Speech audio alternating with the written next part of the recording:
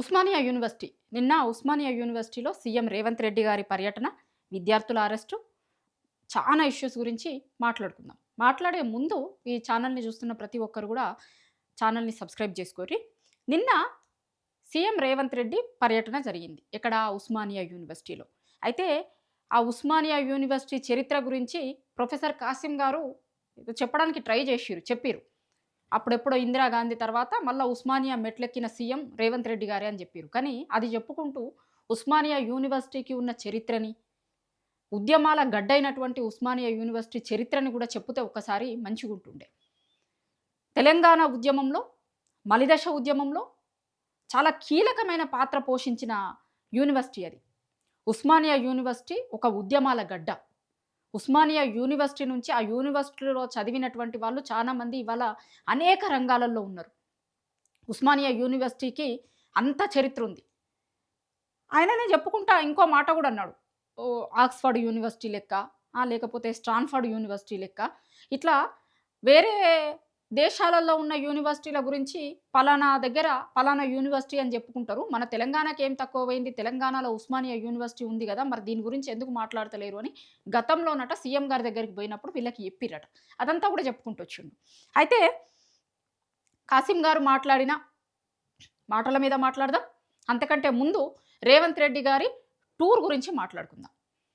రేవంత్ రెడ్డి గారు గతంలో ఏమన్నారు, గతంలో ఒకసారి పోయినప్పుడు ఇట్లనే విద్యార్థుల్ని వాళ్ళందరినీ అరెస్ట్ చేస్తే, ఇంకోసారి మళ్ళొకసారి నేను యూనివర్సిటీకి వచ్చినప్పుడు ఏ ఒక్కరిని అరెస్ట్ చేయకండి, ఉస్మానియాలో ఏ ఒక్క విద్యార్థిని కూడా అరెస్ట్ చెయ్యకండి దయచేసి అని చెప్పిండు గతంలో. మరి ఆ మాట మీద ఏమన్నా నిలబడ్డరా అంటే, సీఎం గారు చెప్పిన మాటలకే వాల్యూ లేదా, లేదు అంటే సీఎం గారు చెప్పిన మాటల్ని వాళ్ళు పాటించలేదా, లేకపోతే సీఎం గారు బయటకు ఒకటి చెప్పి లోపల ఇంకొకటి చేసిర్రా? పైగా హోంమంత్రి కూడా ఆయనే, పోలీస్ డిపార్ట్మెంట్ వాళ్ళంతా కూడా ఆయన కిందనే ఉంటారు. మరి సీఎం మాటల్ని కూడా లైట్ తీసుకున్నారా పోలీస్ డిపార్ట్మెంట్ వాళ్ళు? ఎందుకంటే సీఎం గారు స్వతహాగా చెప్పారు కదా. ఇప్పుడు ఆయన చాలా సందర్భాలలో కూడా చెప్పిండు, నేను మాట్లాడిందే జీవో, సీఎంగా ఉన్నటువంటి వ్యక్తులు ప్రభుత్వం తరపు నుంచి ఒక జీవో ఇస్తేనే వచ్చినట్టు కాదు, చాలా సందర్భాలలో సీఎం నోటి నుంచి వచ్చేదే జీవో అనుకోవాలి అన్నాడు. మరి అట్లాంటి సీఎం రేవంత్ రెడ్డి గారి నోటి నుంచి ఎవరిని అరెస్ట్ చేయొద్దు అంటే ఎందుకు అరెస్ట్ చేసిర్రు? రేవంత్ రెడ్డి గారి మాటలంటే లెక్కలేదా మరి మీకేమన్నా? లేకపోతే నేను ఇట్లా చెప్తా ఉంటా, మీరు వెనకాల చేసేది చెయ్యిర్రి అని మరి రేవంత్ రెడ్డి గారి దగ్గర నుంచే మీకేమన్నా ఆదేశాలు ఉన్నాయా? రెండింటి మీద కొంత క్లారిటీ కావాలి జనాలకి. జనాలు కూడా మాట్లాడుకుంటారు కదా, అరే సీఎం గారు చెప్పిన మాటలకే వాల్యూ లేకపోతే ఎట్లా అని. ఇప్పుడు నేను గతంలో మీ యూనివర్సిటీకి వస్తా, ఇన్ని కోట్లు ఇస్తా, అన్ని కోట్లు ఇస్తా అని చెప్పిన, ఇగో ఇయ్యాల నేను నిలబెట్టుకున్న ఈ మాట మీద అని నిన్న స్పీచ్లో మాట్లాడారు కదా. మరి ఈ మాటను నిలబెట్టుకున్నప్పుడు గతంలో మీరు మాట్లాడిన మాటల్ని కూడా నిలబెట్టుకుంటే మంచిగా ఉంటుండే కదా. ఆ మాటల్ని నిలబెట్టుకోలేదు కాబట్టి మరి మన సీఎం గారిని కూడా తక్కువగా అనుకుంటారు కదా జనాలందరూ. ఎందుకు మరి వేరే డిపార్ట్మెంట్లు ఎందుకంటే లేవు సీఎం రేవంత్ రెడ్డి గారి మాట? ఒకసారి విజువల్స్ చూపిస్తా నేను మీకు, రేవంత్ రెడ్డి గారు మాట్లాడింది కూడా చూపిస్తా. ఇగో ఇది గతంలో మన సీఎం గారు ఓయూకు పోయినప్పుడు మాట్లాడిన మాటలు.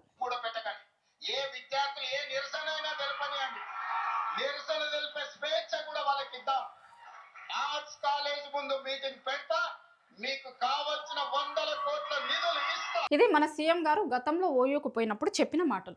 ఏ ఒక్క విద్యార్థిని కూడా అరెస్ట్ చేయకండి, నిరసన తెలిపే హక్కునిద్దాము అన్న లెక్క మాట్లాడిండు. కానీ మరి ఎందుకో పాపం సీఎం గారి మాటలు అంటే వీళ్ళకి లెక్కలేనట్టుంది. అంత చెప్పిన తర్వాత కూడా పోలీసులు అడ్డుకున్నారు, అరెస్టులు చేసిర్రు. వినిపిస్తుంది కదా మనకి. చాలా మంది స్టూడెంట్స్ని అందరినీ ముందు రోజు నుంచే హౌస్ అరెస్టులు చేసిర్రు, కొంతమందిని అరెస్టులు చేసిర్రు. ఇక అక్కడ బయట నిల్చున్న వాళ్ళని, యూనివర్సిటీ బయటను అక్కడో ఇక్కడో సీఎం గారు వస్తున్నప్పుడు పోతున్నప్పుడు ఒకవేళ వీళ్ళేమన్నా అడ్డం పోతారేమో అడ్డుకుంటారేమో అనే దాంతోనే ఆడ కూడా అరెస్టులు చేసిర్రు. సీఎం డౌన్ డౌన్ అనే స్లోగన్లు ఇవి. ఇప్పుడు ఏ విద్యార్థిని అరెస్ట్ చేయకపోతే అంతా మంచిగానే ఉంటే, మీరు చెప్పినట్టుగానే జరిగితే చాలామంది అసలు ఎందుకు అరెస్ట్ చేసిర్రు మీరు సీఎం గారు వస్తున్నప్పుడు అని ఎందుకు మాట్లాడాల్సి వచ్చింది? ఇగో సీఎం గారు వస్తున్న సందర్భంగా ఉస్మానియాలో ఉన్న పరిస్థితి ఇది. ఇంకో పోలీసులు కనిపిస్తారు కదా మీకు, ఎవరిని అరెస్ట్ చేయొద్దు అని అన్నారు కదా. ఇంకో వీడియో కూడా ఉంది, అది కూడా చూపిస్తాను నేను మీకు.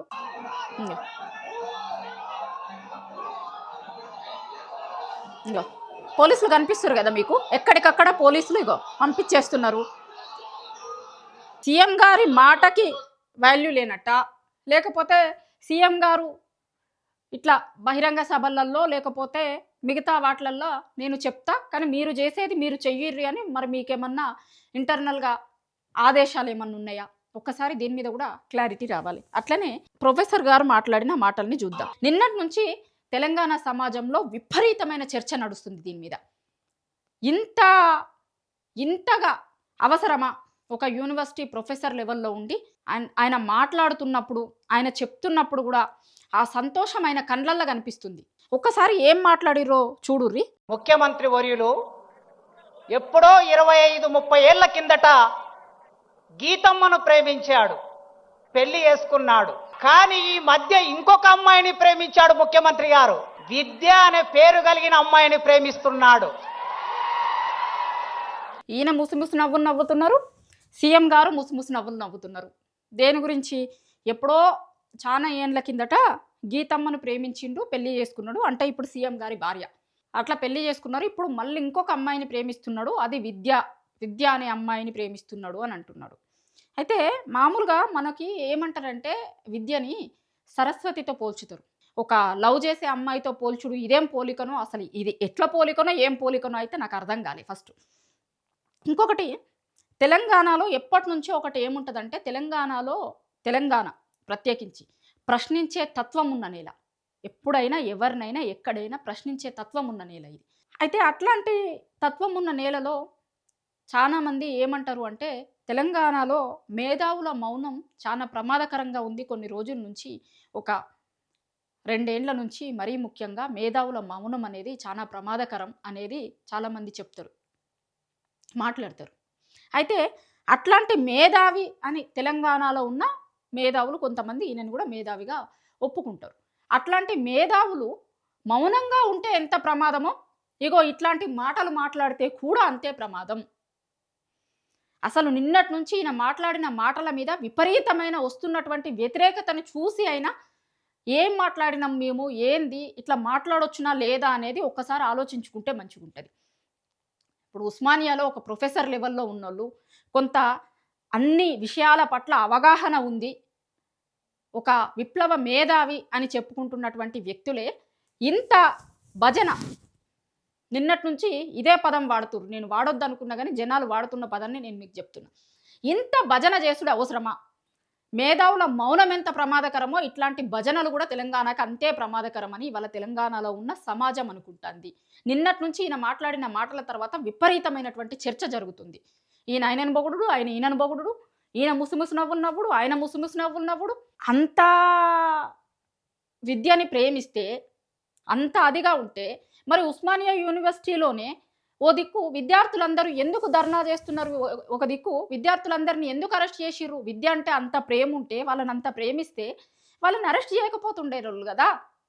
వాళ్ళంతా విద్యార్థులే కదా, విద్యను ప్రేమిస్తున్నారు కదా. విద్యను ప్రేమిస్తే విద్యార్థులను అరెస్ట్ చేయాల్సిన అవసరం ఏముంది? మరి విద్యను అంత ప్రేమిస్తే విద్యార్థులను అడ్డుకోవద్దు కదా, విద్యార్థుల్ని అరెస్టులు చేయొద్దు కదా. మరి దీని గురించి కూడా మాట్లాడాల్సి ఉంటుండే కదా. ఈ ప్రొఫెసర్లు కావచ్చు, మేధావులు కావచ్చు, దీని గురించి కూడా మాట్లాడితే మంచిగా ఉంటుండే. కానీ ఇదేమీ మాట్లాడకుండా ఎంతసేపు ఒక భజన చేసే ప్రయత్నం చేసిర్రు అనేది నిన్న దాంతోని అర్థమైంది. ఈయన చేసిన భజన ఒక దిక్కు, ఇంకొక దిక్కు సీఎం రేవంత్ రెడ్డి గారు గతంలో మాట్లాడింది ఒకటి, నిన్న ఉస్మానియా యూనివర్సిటీకి పోయిన సందర్భంలో అక్కడ ఉన్నటువంటి సీన్ ఇంకొకటి. అంటే ఒకసారి ఆలోచించుకోరు, తెలంగాణ సమాజం కూడా ఒక్కసారి ఆలోచించండి. ఏం చెప్తున్నారు, ఏం జరుగుతుంది తెలంగాణలో అనేది ఒక్కసారి తెలంగాణ సమాజం ఆలోచించాలి.